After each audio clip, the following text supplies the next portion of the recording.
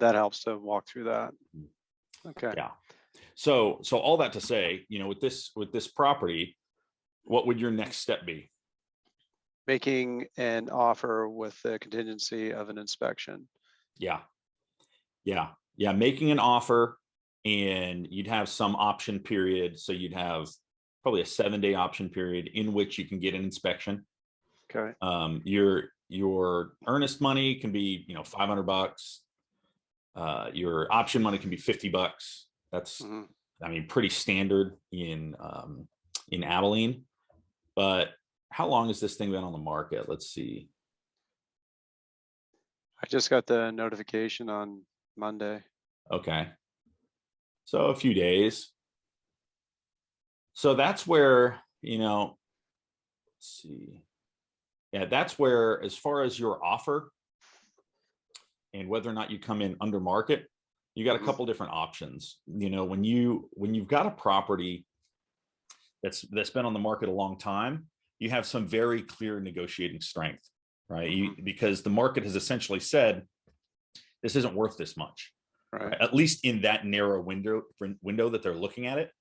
And some sellers say, I'm just going to leave it on the market as long as possible until that one person shows up. And, more power to them. That's fine if they've got that luxury.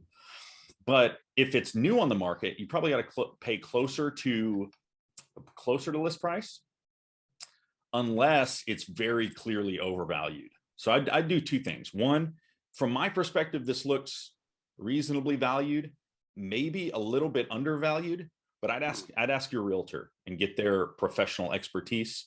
Tammy's got a pretty good understanding of that. The bones of this property look pretty good. The reason I say that is if you go in and you offer 95 and they've got an offer at asking, right? They're going to accept the one at asking. But if you go in at asking and then you ask for concessions, at least you've got it under contract. Fair enough. Right. So that has been, for my turnkey properties, the ones on the MLS that are newer on the MLS, that's been my approach. Is my first goal is to get it under contract. If I don't win the contract, then I have no option to even run an inspection and understand what the actual numbers would be, right? Because somebody else gets that. Yeah. But if I can get it under contract for $50 for a $50 option period, I get all of the rights to that. I get first dibs on it. And so now if you think the number that you have to be at is 80 grand, you're not going to get 20 grand of concessions on 100. Right. You know what I mean? But so you have to act within reason, but the goal is get it under contract first, then negotiate concessions.